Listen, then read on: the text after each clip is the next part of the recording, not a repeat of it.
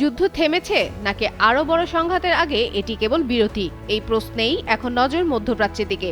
কয়েকদিন আগেও ইরানের বিরুদ্ধে নতুন করে বড় হামলার হুমকি দিয়েছিলেন মার্কিন প্রেসিডেন্ট ডোনাল্ড ট্রাম্প। এবার সেই তিনিই বলেছেন সমঝোতার জন্য তেহরানের সামনে রয়েছে শেষ সুযোগ। তবে ট্রাম্প যখন যুক্তরাষ্ট্র ইরান আলোচনার দাবি করছেন, তখন তেহরান স্পষ্ট জানিয়ে দিয়েছে এমন কোনো আলোচনা চলছে না। দুই পক্ষের এই বিপরীত অবস্থান নতুন করে অনিশ্চয়তা তৈরি করেছে। হোয়াইট হাউসের সাংবাদিকদের সঙ্গে আলাপকালে ট্রাম্প বলেন, সৌদি আরব, সংযুক্ত আরব আমিরাত ও কাতার সহ কয়েকটি দেশের অনুরোধে ইরানের সঙ্গে যোগাযোগে অব্যাহত রেখেছে ওয়াশিংটন। JBS holdings limited. তার দাবি, আমরা এখনই কথা বলছি। একই সঙ্গে তিনি সতর্ক করে বলেন, ভালো একটি চুক্তিতে পৌঁছানোর জন্য ইরানের সামনে এটাই শিরোচ্ছেদের আগে শেষ সুযোগ। ট্রাম্প জানান, আলোচনার অন্যতম বিষয় হরমুজ প্রণালী পুনরায় খুলে দেওয়া। তবে ইরানের পারমাণবিক কর্মসূচি বন্ধের বিষয়টি বাস্তবায়নে আরও সময় লাগতে পারে।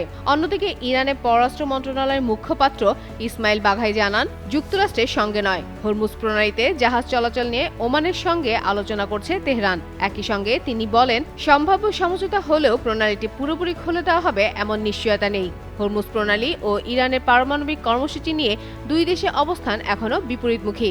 এর মধ্যে ট্রাম্পের নতুন হুঁশিয়ারি এবং তেহরানের আলোচনার দাবি প্রত্যাখ্যান মধ্যপ্রাচ্যের পরিস্থিতিকে আবারও অনিশ্চিত করে তুলেছে।